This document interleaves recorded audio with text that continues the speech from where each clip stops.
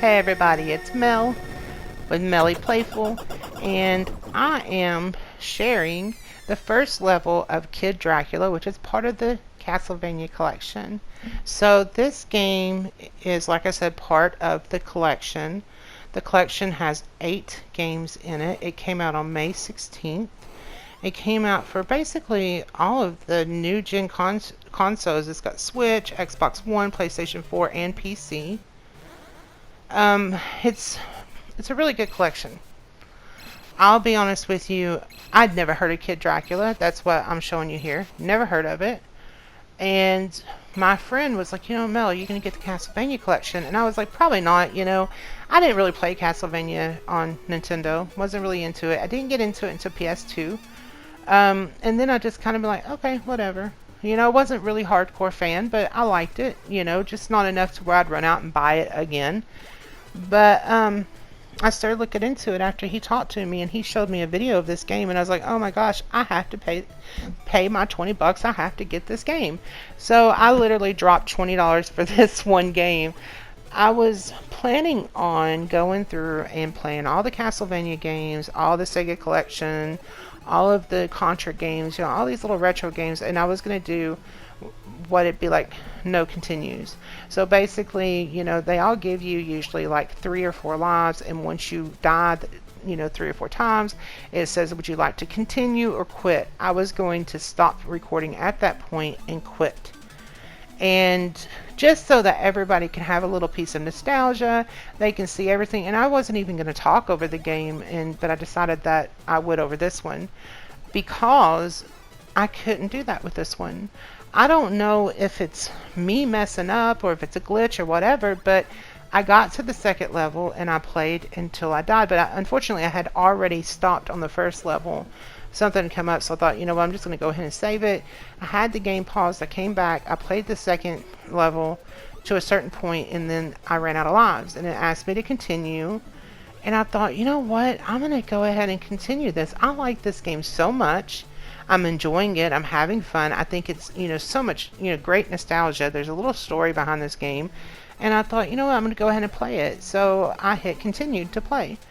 And then I died again because I'm horrible at retro games. We all know that. I can't jump and all that. And I tend to go faster than what the game wants me to. And my impatience always gets me killed. But I went ahead and continued. I played. I died again. I was like, you know what? I'm just going to come back tomorrow so I don't get frustrated. I'll play it tomorrow.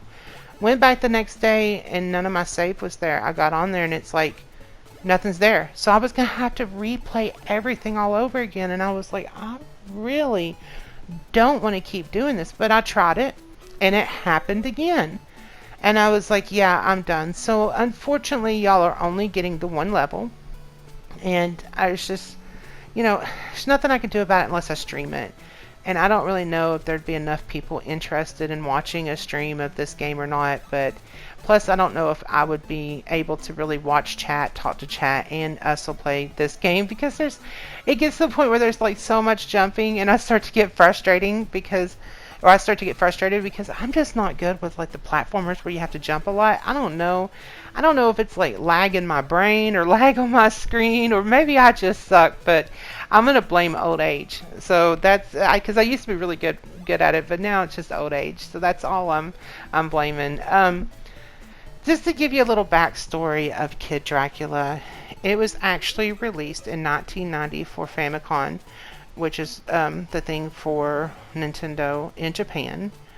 It's supposed to be like a goofy version, a comical action game in which you play as a pint-sized version of the Vampire King, as you see. And it's supposed to be like a goofy version of the classic characters that, in the familiar settings. A version of this came out all over the world on Game Boy. That is extremely expensive now if you try to find it, because it's very rare.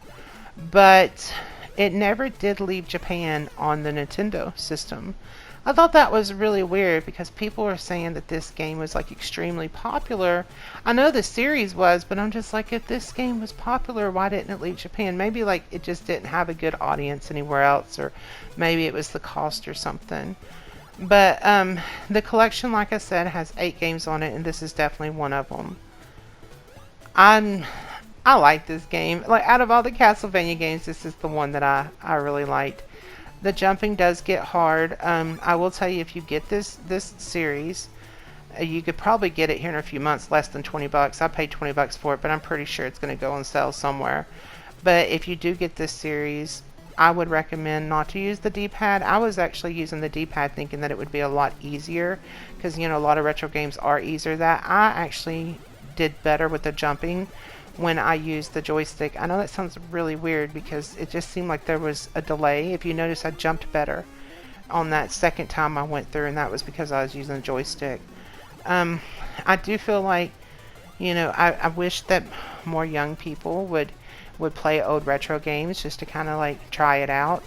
They'd probably think we're very old, but I think that this game is definitely a really good game and worth the price tag. I mean, $20 ain't bad at all, especially to get that many old retro games.